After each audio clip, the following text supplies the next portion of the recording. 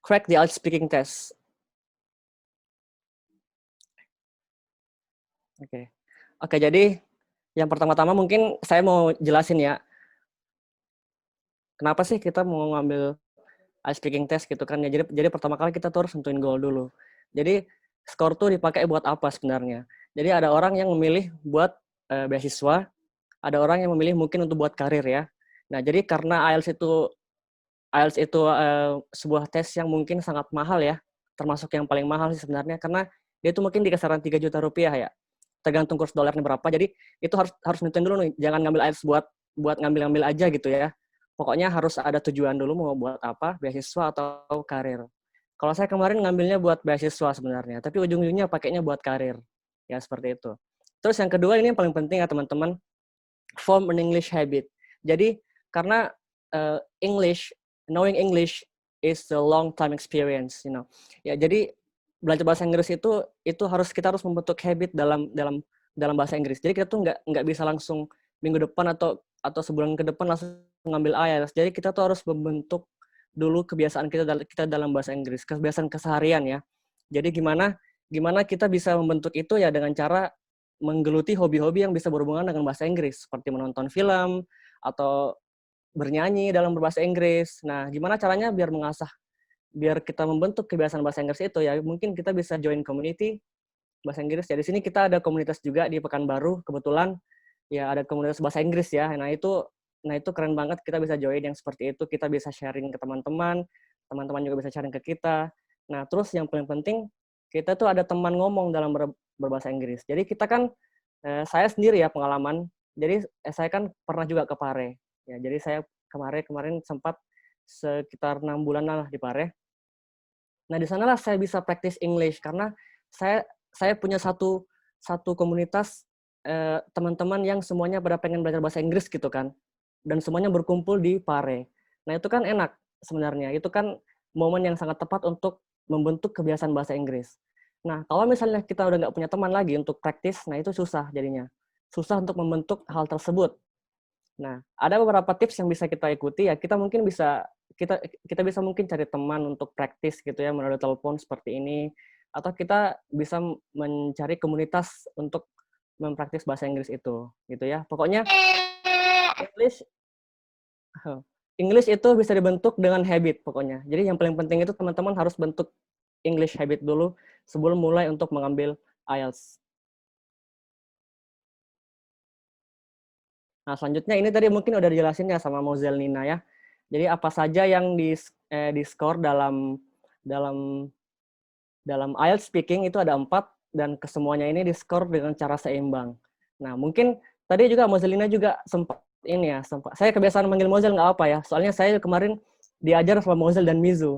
Nah, jadi mungkin teman-teman bagi yang nggak familiar, jadi di tes English School itu kita nggak panggil Sir and Miss gitu ya untuk pengajarnya, kita panggil Mizu and Mozel ya, ala-ala Prancis gitu jadinya. Jadi saya sangat melekat banget itu kata-kata Mozel atau Mizu.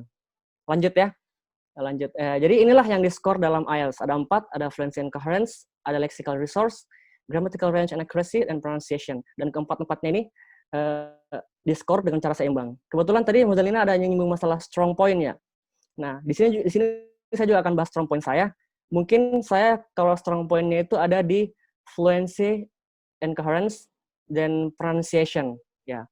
Kalau lexical resource dan grammar mungkin nggak terlalu gimana-gimana, tapi kita akan bahas nanti gimana saya bisa mendapat skor seperti itu dan apa yang saya lakukan untuk meningkatkan keempat-empatnya ini ya.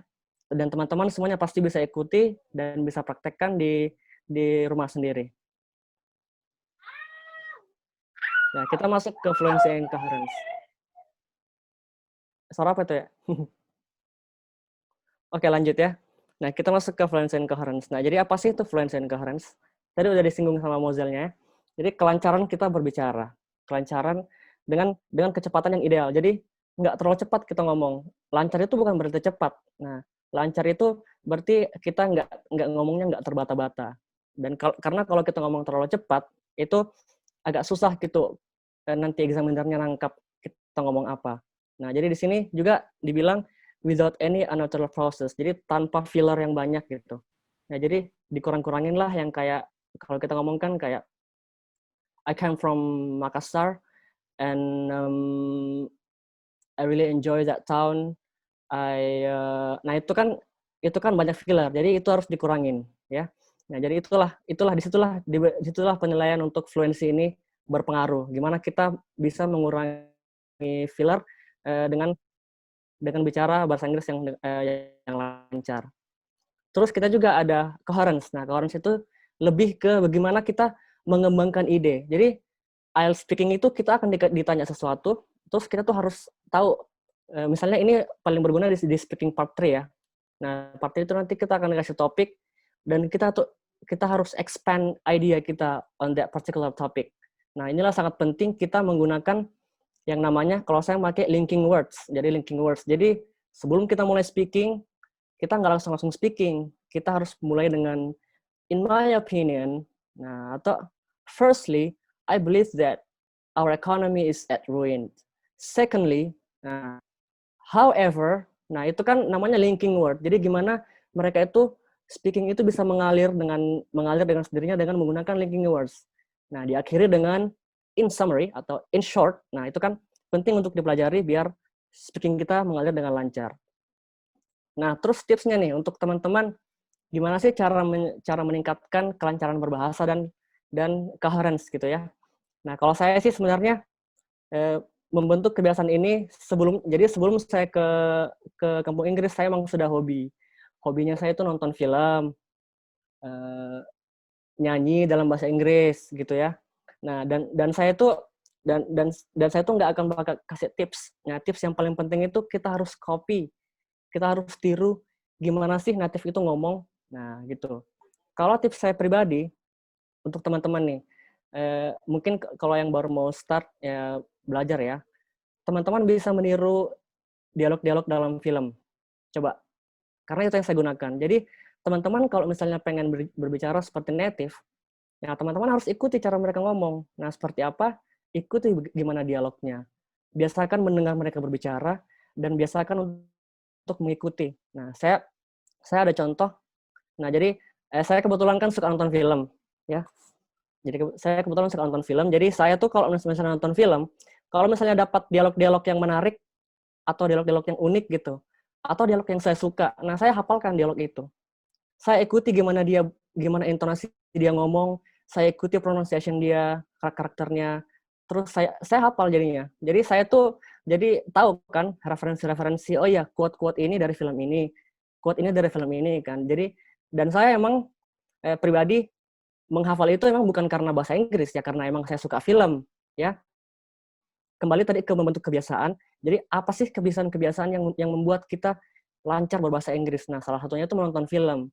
Menonton film yang berbahasa Inggris dan kita bisa menghafal atau mengikuti cara mereka itu ngomong gitu. Semuanya diikuti. Mulai dari kalau bisa ikutin aksennya, kalau bisa ikutin intonasinya, semua diikutin. Ya, itu penting, itu bagi saya penting ya, karena itu selain membentuk kebiasaan kita mendengar mereka ngomong, itu juga membentuk pronunciation kita jadinya. Nanti kita bahas di belakangnya gimana pronunciation.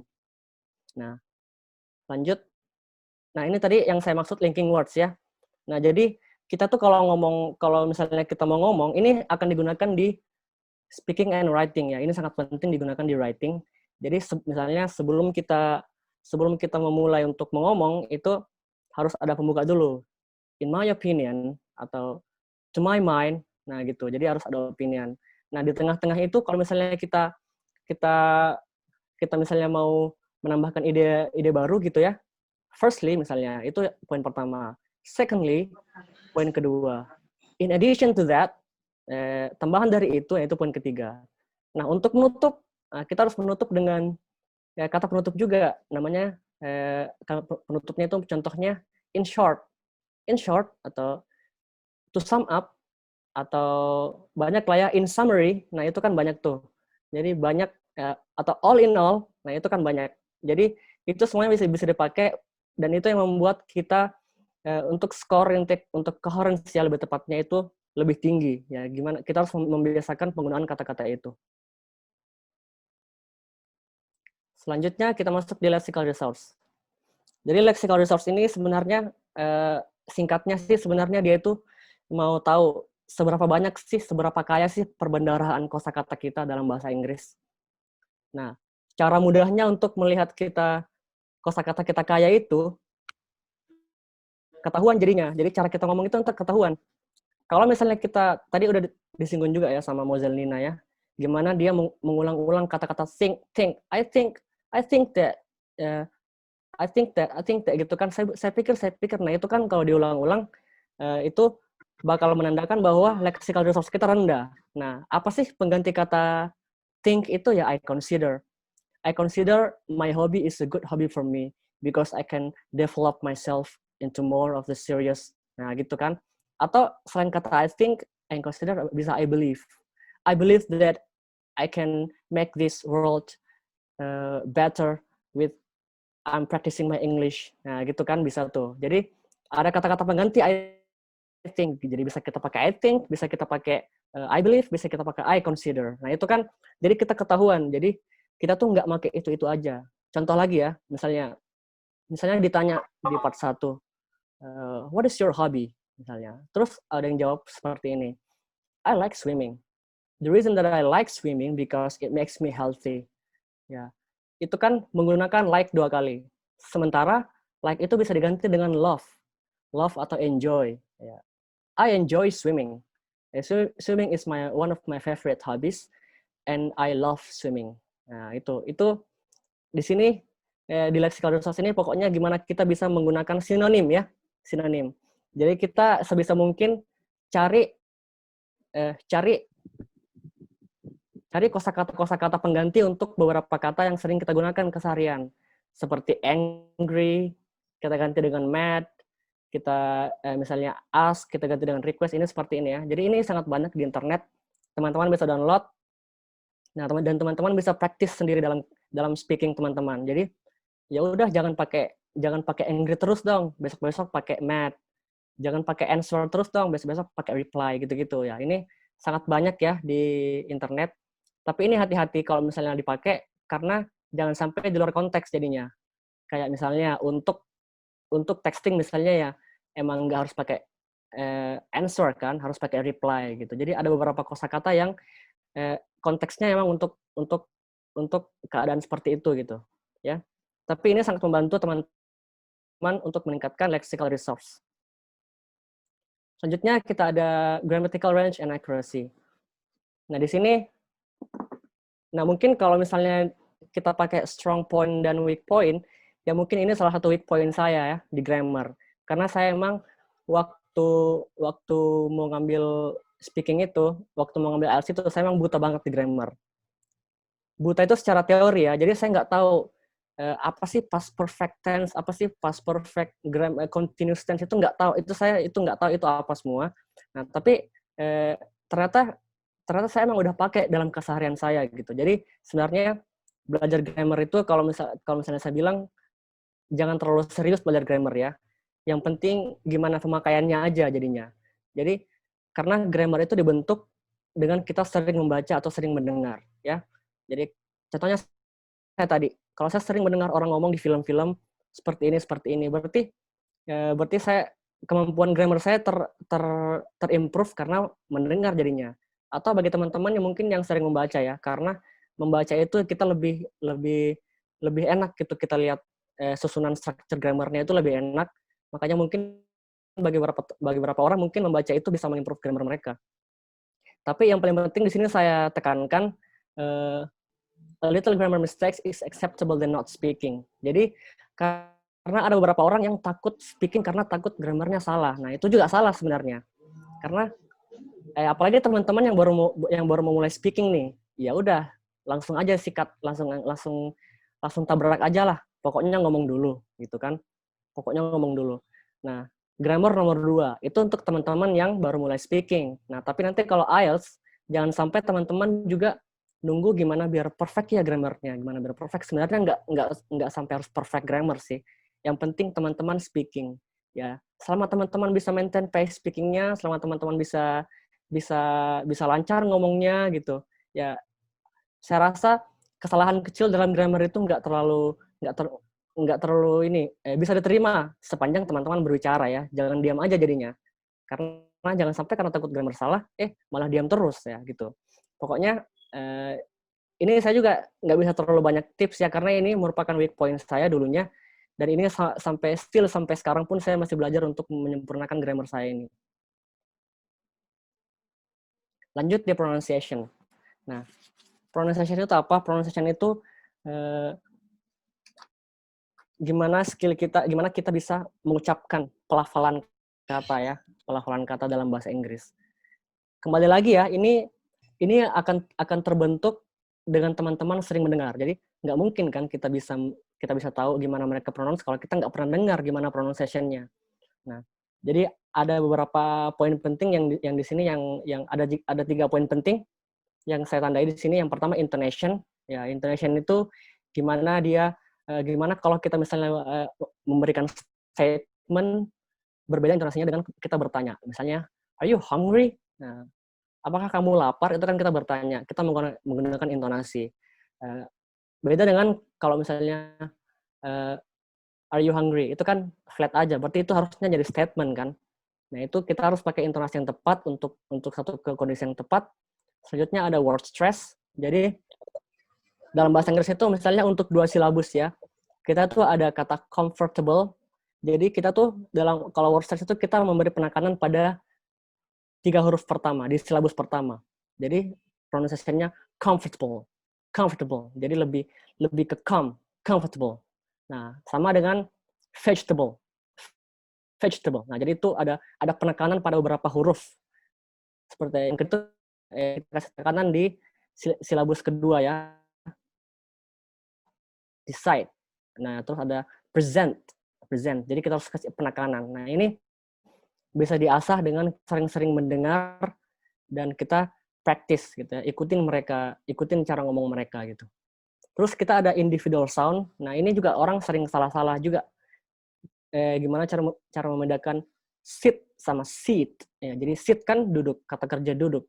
Sementara seat adalah tempat duduk ya.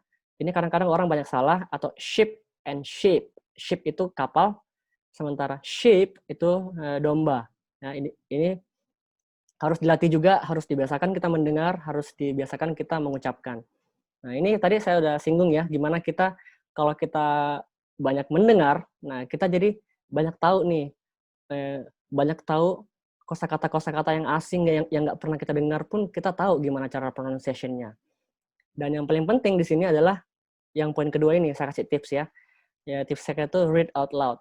Jadi kita tuh gimana cara kalau saya pribadi gimana cara saya untuk mengimprove pronunciation itu, saya membaca dengan lantang atau membaca dengan bersuara ya. Karena jadi mungkin bagi beberapa orang mungkin yang punya teman praktis dalam berbahasa Inggris atau mungkin dia tinggal di Eropa atau di negara-negara yang berbahasa Inggris, mungkin mereka nggak ada masalah untuk praktis Inggris karena mereka ada teman ngomong, mereka sehari-hari ngomong berbahasa Inggris, makanya bahasa Inggrisnya lancar. Nah, kalau kita pada kondisi apa kita ngomong bahasa Inggris kan jarang sebenarnya. Apalagi kita di Indonesia. Kecuali kita ada teman ngomong bahasa Inggris. Nah, gimana caranya? Tips saya yaitu lihat artikel bahasa Inggris atau buku bahasa Inggris dan baca itu keras-keras. Nah, itu akan melatih mulut teman-teman untuk mengucapkan kata demi kata dalam buku itu. Nah, jadi dengan itu skill pronunciation teman-teman bakal akan terimprove dengan sendirinya.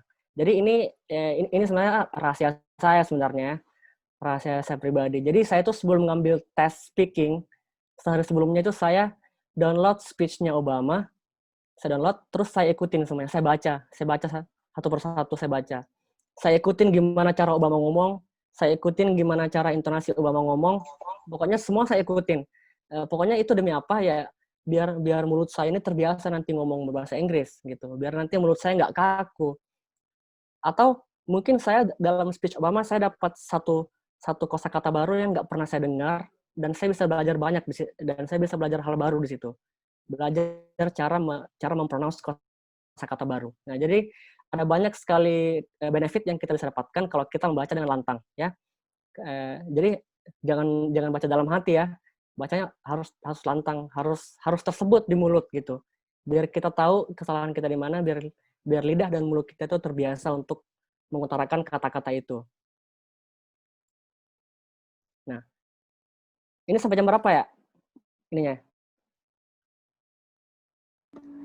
Panitia? Sampai pukul 14.20, Kak. Oh, 20. Oh ya, masih ada 10 menit lagi lah. Oke, ini saya mungkin tadi belum dibahas ya. Ini saya ada kasih contoh-contoh. Ayo kita mulai speaking-nya. Jadi tadi sudah dijelaskan sama si Mozel-nya kalau speaking IELTS itu ada 3 part ya. Jadi part pertama itu dia lebih ke pertanyaan-pertanyaan yang kita akan menjawabnya dengan sangat-sangat singkat ya. 2 atau 3 kalimat cukup. Nggak usah terlalu di-expand pada speaking yang pertama ini. Dan part kedua itu kita akan dikasih kartu. Nah, kartu itu kita ada topik di situ. Nah, part 2 itu kita intinya gimana kita bisa bercerita. Nah, kita dites how is your storytelling ability. Nah, di situ kita belajar gimana kita bisa mendescribe sesuatu dengan cuma bermodalkan kertas kecil doang, kita bisa cerita selama 2 menit. Nah, itulah IELTS part 2. IELTS part 3 itu lebih ke gimana kita bisa mengembangkan ide dan gimana kita bisa menggunakan linking word study itu lebih ter-apply gitu ya. Karena itu nanti bakal sangat berguna di speaking part 3. Oke, let's do it. Nah, speaking part 1 example. Where's your hometown? Nah, ini tadi udah dibahas ya, apa-apa aja pertanyaan yang sering ditanya di part 1. Nah, I live in a town called Padang. It's a beautiful town near the sea in the West Sumatra province. Jadi sebenarnya teman-teman dengan jawab I live in a town called Padang. Sebenarnya itu sudah menjawab pertanyaan, tapi itu kurang. Jadi bisalah dideskripsikan sedikit. Apa sih Padang itu? Oh iya, Padang itu dekatnya laut dan itu berlokasi di Sumatera Barat. Nah, itu kan lebih enak jadinya. Lebih terekspand dikit. Tapi nggak usah terlalu di-expand ya. Pokoknya inti-intinya aja di-expand. Pokoknya 2-3 kalimat itu cukup untuk speaking part 1. Kalau 1 kalimat terlalu pendek. Contoh, yang kedua. What is your job? I'm an accountant in a small private company in Makassar. It is a company about 50 employees and I do a lot of work there dealing with numbers. Nah, ini juga sebenarnya kalau misalnya teman-teman jawab, oh ya saya seorang akuntan. Nah, itu kan sangat pendek.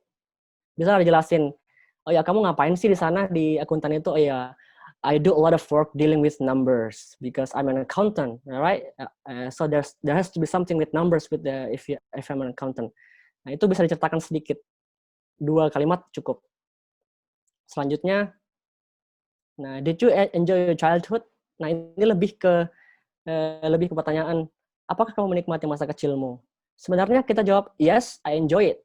Nah, itu kan sangat pendek. Jadi kita harusnya harus lebih menjelaskan gitu. Kenapa sih saya menikmati masa kecil saya gitu. Nah, ini ada jawabannya.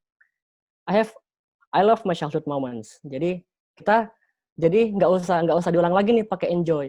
I enjoy my childhood moments. Ya, mending pakai pengganti kata enjoy. I like atau I love. I love my childhood moments gitu ya. I was born and raised in village, bla bla bla. A lot of memories gitu-gitu. Nah, itu bisalah jelaskan sedikit kenapa sih kita menikmati masa kecil kita gitu. Jelaskan dalam 2-3 kalimat cukup. Ya, ini part 1 ya. Pokoknya part 1 ini sangat mudah teman-teman. Yang kita bisa jawab tanpa kita berpikir sekalipun kita bisa jawab. Ya nggak mikir juga sih. Pasti mikir, tapi maksudnya kita lebih lancar lah ngomongnya di sini karena ini bawaannya lebih santai ya, santai banget. Selanjutnya kita masuk ke part 2 ya. Nah, inilah contoh part 2 tadi juga ada dilihatin sama Mozelina ya, ini contohnya. Jadi kita akan dikasih kartu. Nah, ini kita akan dikasih 3 menit waktu. 3 menit. Jadi kalau kita dikasih kartu itu langsung jalan tuh 3 menitnya. Langsung jalan waktunya. Nah, 3 menit itu kita pakai 1 menit untuk mengkonsep. Berkonsep tentang apa yang akan kita jawab nanti. Nah, di 2 menitnya sisanya itu kita pakai untuk berbicara. Nah, jadi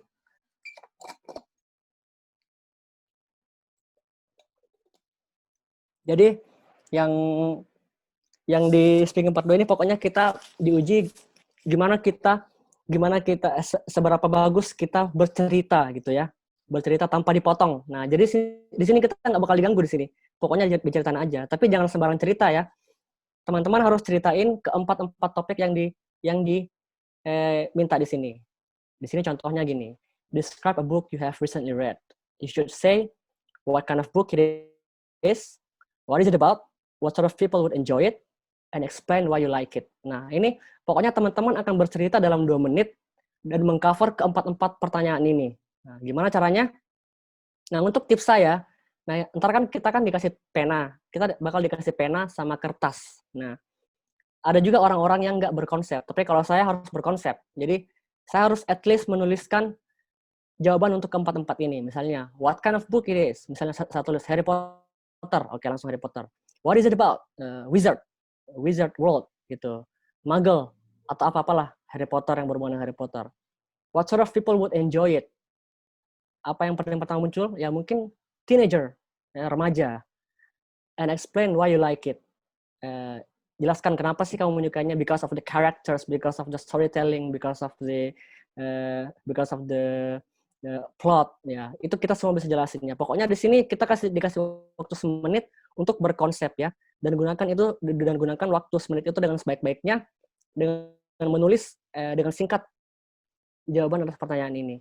Kemudian setelah 1 menit lewat, kita akan disuruh menjawab dalam 2 menit. Nah, itu kita akan disuruh menjawab. Di sini udah ada contohnya ya, saya lihat saya ini ya. Nah, jadi disinilah saya mulai bercerita. Nah, ini jadi 2 menit 2 minutes start from now. Nah, bisa langsung diceritain. So I got this book from my friend.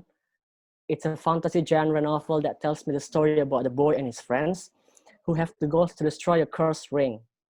Nah, mungkin ada yang familiar dengan filmnya. Filmnya apa? Yang mau menghancurkan cincin yang terkutuk. Ya, Lord of the Rings ya. Filmnya, bagi yang belum nonton harus nonton. Ya. Terus yang kedua, ini udah menjawab 2 hal ya. Bukunya itu buku apa sih? Terus itu tentang apa? Nah, bukunya sendiri saya bilang genrenya novel yang bergenre fantasi. Terus tentang apa? Ya tentang seseorang bocah yang punya teman yang dibantu untuk menghancurkan cincin gitu ya.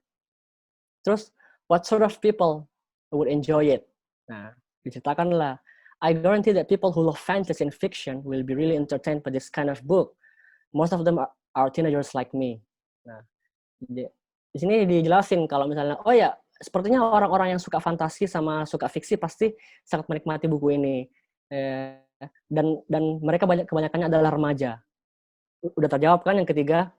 Nah, terus explain why you like it. Nah, di sini saya jelasin.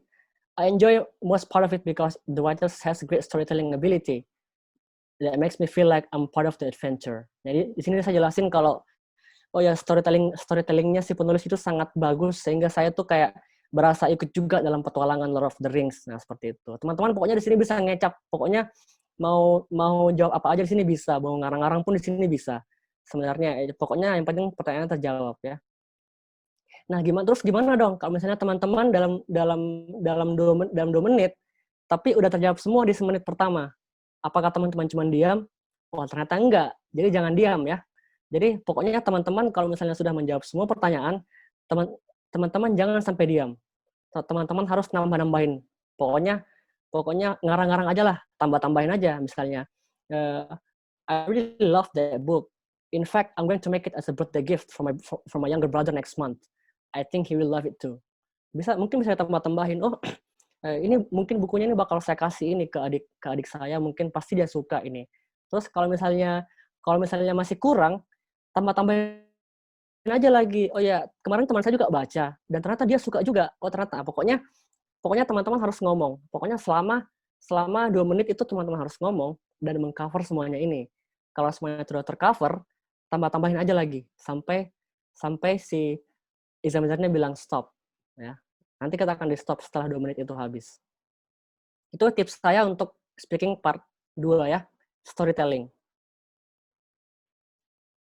Selanjutnya kita masuk ke speaking part 3. Nah, ini mungkin yang agak challenging ya. Yang lebih challenging dibanding yang pertama sama yang kedua, karena ini kita akan dikasih satu topik yang kita harus expand ide kita di situ. Nah, ini saya kasih contoh satu aja, soalnya kayaknya waktunya udah habis. Nah, ada tambahan waktu 3 menit. Oke, terima kasih ya. Pokoknya ini singkatnya gini, part 3 ini. Kita dikasih pertanyaan, terus kita harus expand pertanyaan itu. Dan di sini kita akan menggunakan linking word study ya, yang saya tadi kasih itu. Gimana caranya biar semua itu terconnect dengan baik. Contoh, why do some people prefer to travel abroad rather than in their own country? Nah, gimana jawabannya? Contohnya, nah kita bisa buka dengan kalimat, I'm a big fan of traveling myself. Nah, di situ berarti kita menjawab ini dengan, oh ya, emang saya ini hobi travel, jadi saya ini cukup bagus untuk menjawab ini gitu, cukup layak untuk menjawab ini. Nah, di sini dia bilang, I too prefer to travel abroad like some people, and let me tell you why. Jadi di sini kamu juga berarti, teman-teman juga berarti setuju kalau misalnya traveling abroad itu bagus ya. First reason, nah di sini kita pakai linking words ya. Alasan pertama adalah traveling abroad will broaden my knowledge about culture differences. Nah, jadi saya bakal belajar banyak budaya kalau saya traveling ke luar negeri gitu dan bla bla bla. Pokoknya mengarang-ngarang aja gimana. Terus in addition to that, nah sebagai tambahan, jadi kita udah kasih satu ide di first reason, terus kemudian ada ide kedua di in addition, ya. Itu kita harus bersambung. Nah, in addition apa aja ya? They also have more established infrastructure compared to our local sites. Nah, mereka punya infrastruktur yang lebih bagus daripada di Indonesia misalnya. So, nah itu kita harus ada kesimpulan. Jadi kita nggak ngomong cuman ngomong aja, kita harus menutup. Kita harus tutup dengan kesimpulan. So, atau all in all, atau to sum up, I believe those are the reason why people tend to choose abroad than local when traveling. Nah, di sini kan ditanyakan prefer. Why do you prefer? Nah, kita pakai pengganti sinonimnya itu dengan tend to choose, ya. Ya jadi kita nggak ngulang. I think that's why people prefer to travel abroad. Nah, kita nggak pakai prefer lagi, kita pakai tend to choose. Ya, kita pakai pengganti biar kita tinggi nilainya di lexical resource study, ya. Yang kedua kayaknya nggak sempat karena waktu habis. Nah, ini yang paling penting ya teman-teman. Ya, sebelum kita bersiap-siap untuk mengambil tes IELTS, ya yang pertama itu kita harus ambil waktu untuk belajar. Prepare ourselves. Take one or 3 months to prepare ourselves. Gimana? Ya, even walaupun teman-teman itu speaking-nya udah dewa gitu lah. Nulisnya udah bagus, pokoknya udah bagus banget skill-nya. Terus besok-besok langsung ambil, ya nggak mungkin. Karena IELTS itu, yang namanya ujian itu kita harus bersiap-siap. Ada kelas preparation-nya. Jadi even orang-orang native pun mungkin susah juga dia kalau misalnya buta-buta langsung ikut speaking test ya. Mereka harus ambil kelas, mereka harus familiar dengan soal-soal yang ada di IELTS. Jadi take time to prepare, terus find some friends to practice ya. Penting ini teman-teman harus cari teman untuk mempraktis bahasa Inggris ya, biar bahasa Inggris kalian nanti nggak kaku, biar lancar nanti ngomongnya. Terus yang paling penting prepare mentally and physically. Teman-teman lihat nggak foto yang saya upload ini, yang si bapak ini ya, ini persis yang ngetes saya waktu speaking.